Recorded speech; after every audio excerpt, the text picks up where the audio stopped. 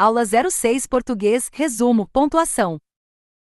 Comecemos entendendo o papel fundamental da pontuação na sintaxe e na interpretação textual. A pontuação tem como objetivo estruturar e organizar as ideias, permitindo que o texto comunique de forma clara e coerente. Sua base está na ordem direta da frase, representada pela sequência sujeito, verbo, complemento e adjunto adverbial.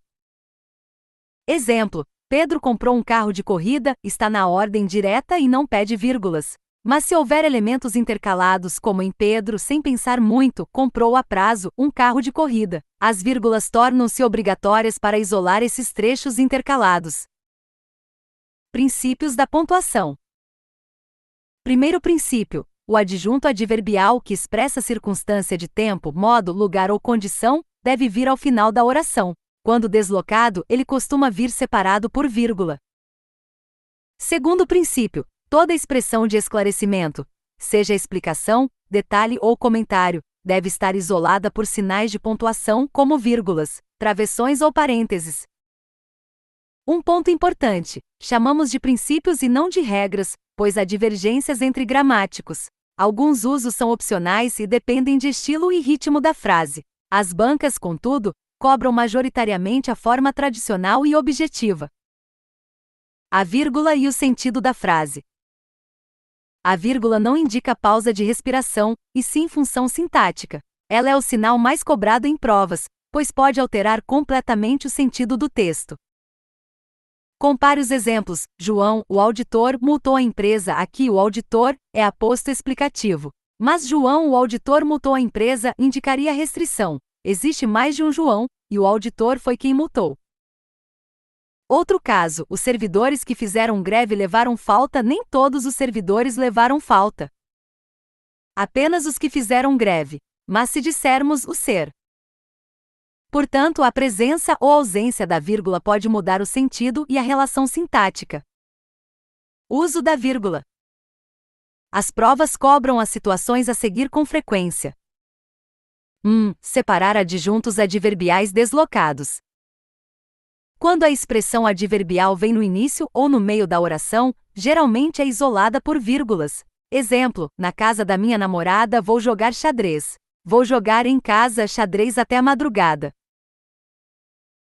Mas quando o adjunto é curto, de até 2 palavras, o uso da vírgula é facultativo.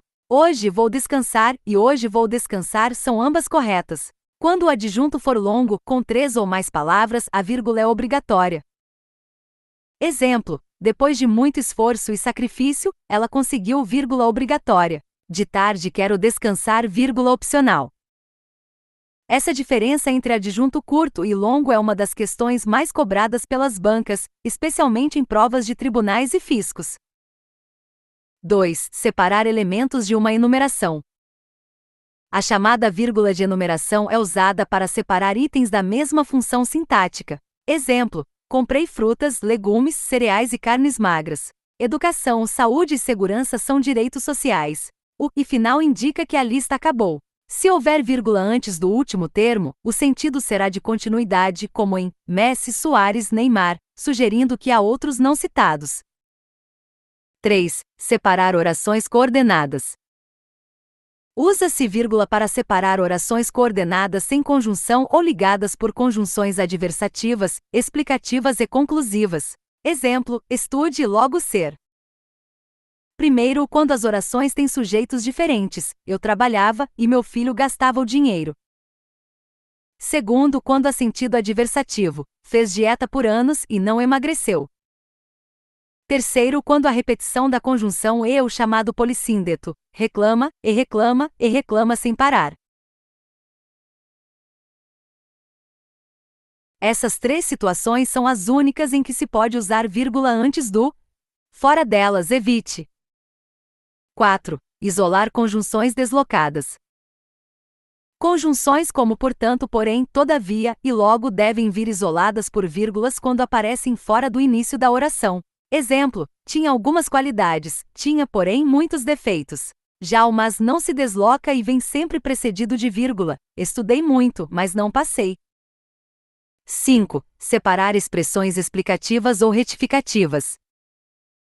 Expressões como isto é ou seja, por exemplo, aliás, afinal, entretanto, e inclusive devem vir entre vírgulas. Exemplo: podemos, enfim, descansar. Aliado a isso, as empresas têm promovido, inclusive, ações de conscientização. Essas expressões também podem ser isoladas por travessões ou parênteses com o mesmo valor. 6. Separar orações interferentes. Quando uma oração é intercalada e quebra o fluxo natural da frase, ela deve ser isolada. Exemplo: avisem. 7. Isolar orações adjetivas explicativas.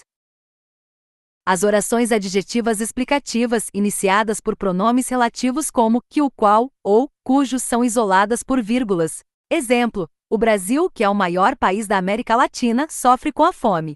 Sem as vírgulas, o sentido mudaria para restritivo, como se existissem vários Brasis. Por isso, em nomes próprios, substantivos únicos e expressões já determinadas, as vírgulas são obrigatórias.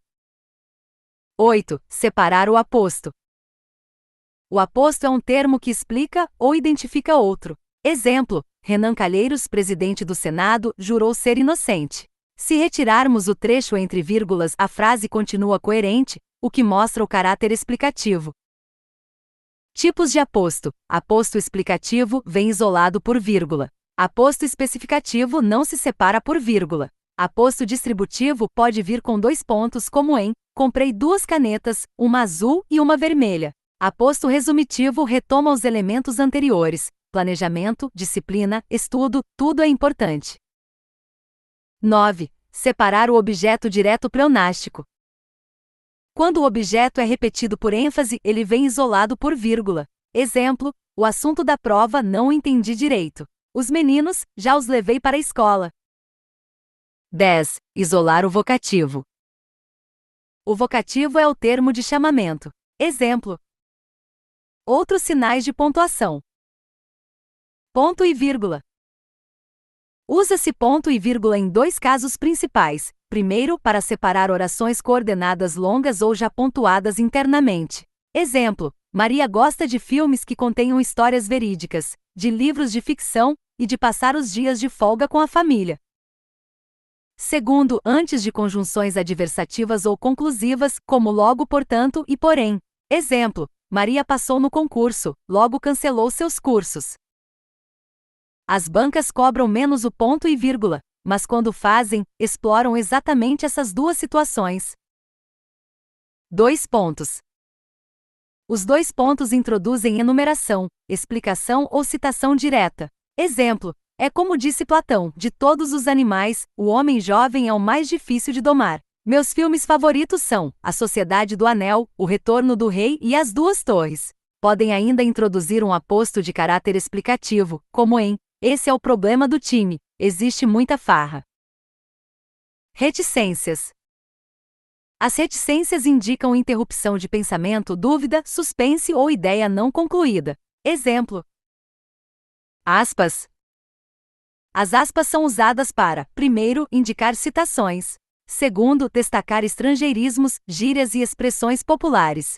Terceiro, marcar ironia. Nas provas, geralmente pedem que o candidato identifique o motivo do uso das aspas de acordo com o contexto.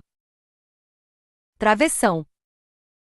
O travessão tem 2 funções principais: indicar mudança de interlocutor ou isolar termos equivalentes aos que seriam marcados por vírgulas. Exemplo: na véspera deitara-se cedo e sonhou. Muitas vezes as bancas perguntam se o sentido se mantém caso o travessão seja substituído por vírgulas. A resposta costuma ser sim, pois ambos têm a mesma função de isolamento.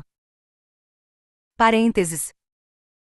Usam-se parênteses para isolar palavras, expressões ou frases de caráter explicativo ou acessório. Exemplo: o governo aprovou a medida, apesar das críticas da oposição. Ponto final. O ponto final encerra o período e delimita o pensamento. É o sinal mais básico, mas também um dos que mais marcam estilo. Em provas, ele pode ser cobrado na forma de substituição por ponto e vírgula ou por travessão, testando se o sentido e a correção permanecem adequados. Conclusão. As regras de pontuação estão intimamente ligadas à sintaxe, não à respiração. O candidato deve identificar as funções sintáticas dos termos sujeito, verbo, complemento, adjunto, aposto para acertar as questões. Entre todas, o S